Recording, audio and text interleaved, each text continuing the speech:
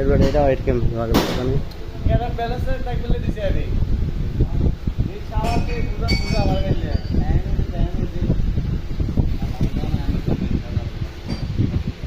বিশেষ খেয়াল রাখো এই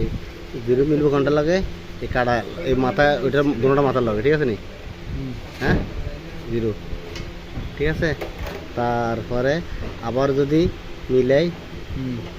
এই আবার আবার জিরো মানে দুটোটা একই রকমভাবে মিলতে হবে ঠিক আছে নি আর মেইন দাগ হচ্ছে কোনটা এক নম্বর কোনটা এই শাওয়ার দিল এই দাগ পুরো উপরে থাকবো এটা রাখলে তো চলে এই ফুটা দুটোকে উপরে থাকবো